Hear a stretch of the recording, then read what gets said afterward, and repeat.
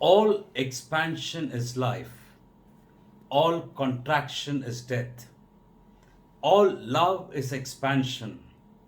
All selfishness is contraction. Love, therefore, is the only law of life, says Swami Vivekananda. Well, Swami Vivekananda experienced truth.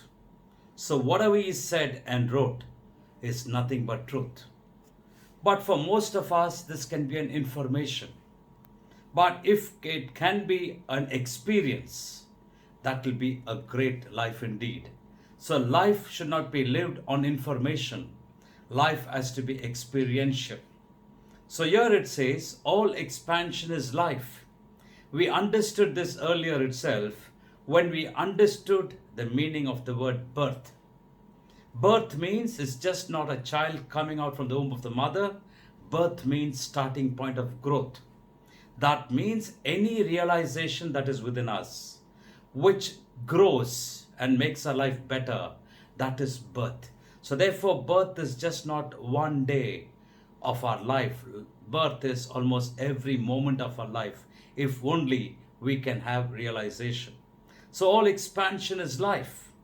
It's a fact. Now here it says, all love is expansion. So love and life seems to be synonymous.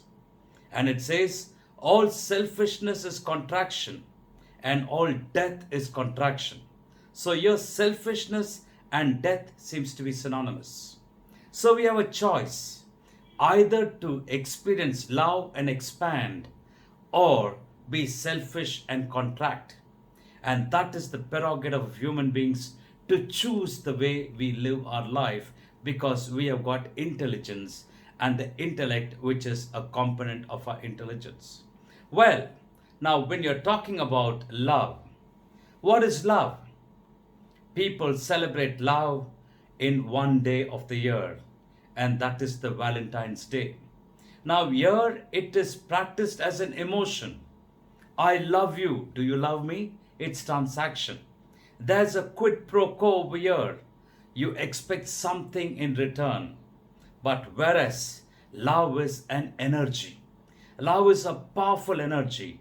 Love is a divine energy. And love is a creative energy. So when we experience love, we are experiencing expansion. Now, love is a divine and a creative energy.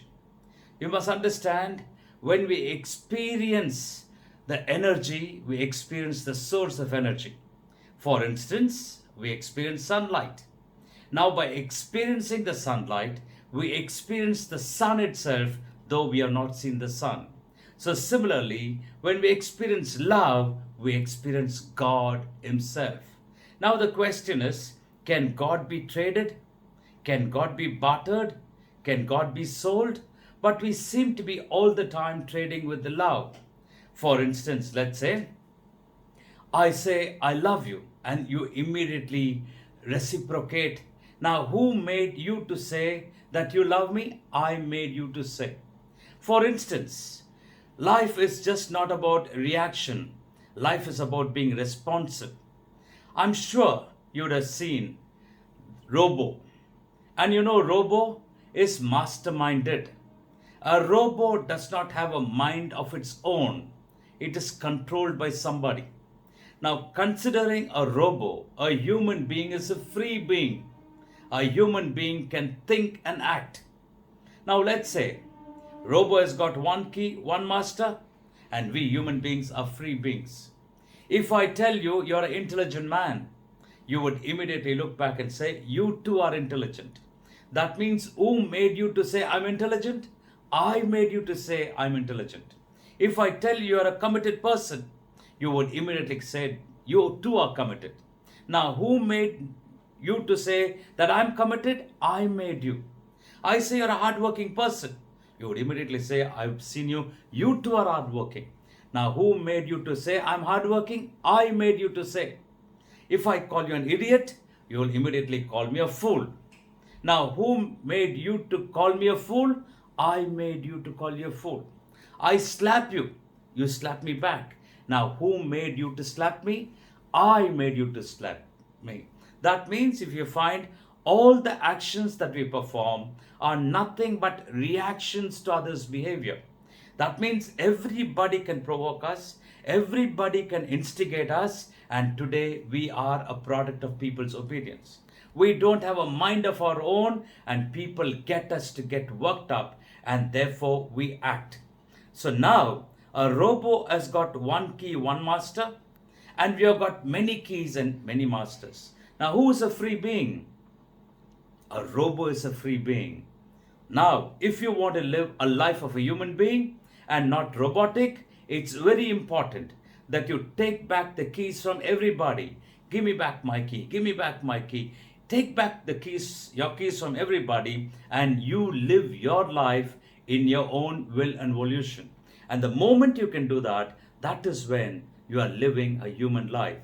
So very, very important for us to understand that I behave because I decided to behave the way I wanted to behave rather than me being provoked. And that is what is living a human life. It is very beautifully said. Love is a small little bird that can fly only in freedom. That means for us to experience love, we must experience freedom. Now, when I say free, we are all free beings. We are not in prison. But yet we are all prisoners of our own ideologies. We are prisoners of our belief system. We are prisoners of our conditioning. So therefore, it's very important to break the prison and experience freedom. And the moment you can experience freedom, and then is where you're experiencing love. Because very beautifully said, love is a small little bird that can fly only in freedom. So therefore, let's experience freedom. The choice to live our life on our terms, and that is what is life. And the moment we can live like that, we experience love as a noun. We are nothing but love personified. Noun, as you all know, is the name of a person, place, or a thing. And the moment you can experience love as a noun, your love personified, and every action that you do, every intention that you do have has got a great impact because you are acting from love as a source. Now, having experienced love as a noun, it's very important for us to experience love as a verb. Verb is action. That means every action that you perform, when you are love personified, it will be love only as a verb. But if you are trying to practice love as a verb without experiencing love as a noun, that is manipulative. So it's very important for each one of us to work on our life, to experience love first. And for that, we need to take away all the anti-love emotions of selfishness, greed, lust, jealousy, and all these kinds, which is anti-love, as to be uprooted. And the moment all these anti-love emotions evaporate, then we are filled with nothing but love and love alone. And now we are love as a noun, and every action that you perform is going to be very, very powerful. So therefore, let's expand with love. Let's expand love as an energy, and let's experience love as a freedom. And then certainly we will expand and we will be truly living a human life.